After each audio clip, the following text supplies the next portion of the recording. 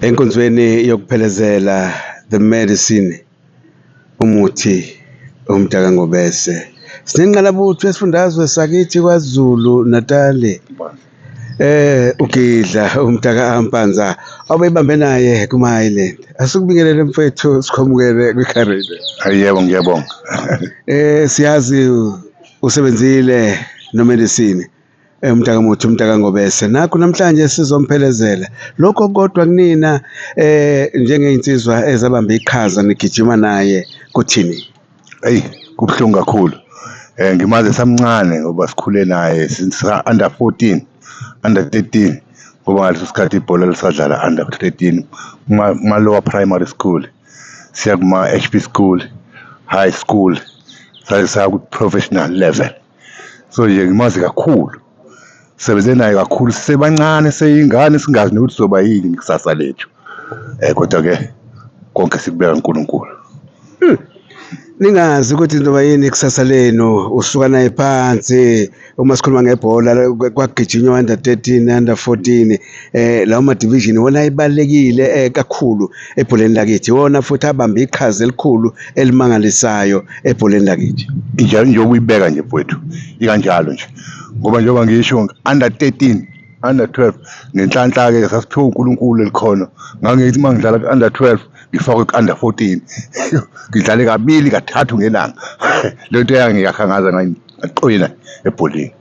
Uchaza ukuthini lokho uma uthi nandlala kabili kathathu ngelanga waqina kodwa abafana bamanje udlala umdlalo wodwa sekuthiwa usekhathele?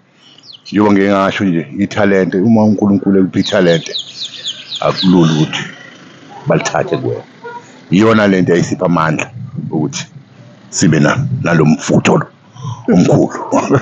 Ningena kwi-professional umdlalo oqala nawudlala ne-Island nadlala nezinyoni ezibomvu ngenkani iMoroka Swallows la ePrincess Magogo Stadium neyishaya ngamathathu eqandeni iSwallows uJubu umuntu kaMagwaza ungasekho emhlabeni ehlala onyaweni kaGoalpower Makhehle uGoalpower waphuma ngestretch lokho kwathini kunina? Akusithusanga ngoba asingenanga ngephutha. Sasingene nje ngekhono njengoba ngiyangasho sasinekhono ngeshwa ke izinto azihambanga ngendlela ngoba iningi lethu esalilapho lagcina lidlala ku professional lonke bonke ababekhona lapho ngalo first game le Swallows babedlala ku professional. So nje sithi italent lalikhona akuyona into yasithusa kodwa ke kwasithusa ke ngoba phela asibange sakwazi ukukhipha umqiqo wethu ukuthi singaphumi kwi-professional. Ziningi izaba-ke baba ezenza lokho.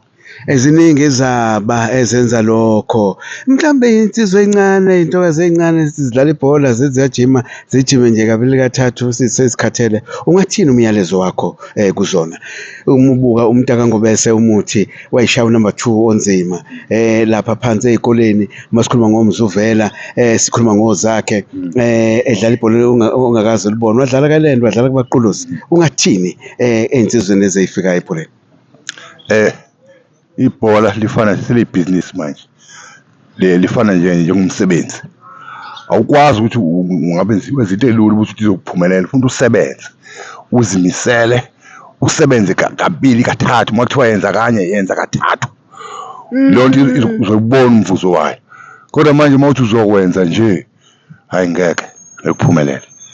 Owakho umyalezo uthini emndenini wakaMuthu owakho umyalezo ezinsizweni enibambe nazo nomuthi umdaka ngobese uthini? uNkulunkulu abe nabo ngoba naye ube noThixo lo mfana njengoba ngichazile ngimaze esamncane sakhula naye senza yonke izinto ube ngayena nje umuntu wezinto engasile ngoba ngisho utshwala ube ngaphuzi engabhemi kodwa nje sithi uNkulunkulu athele umusa. Sibonga kakhulu mfowethu nibambe iqhaza elimangalisayo ebholeni lakithi ibhola lila elikhona ngenxa yeqhaza enalibamba. uNkulunkulu anigcine uNkulunkulu anibusise siyabonga kakhulu mfowethu. Ngibonga nami ngiyabonga. Siyabonga.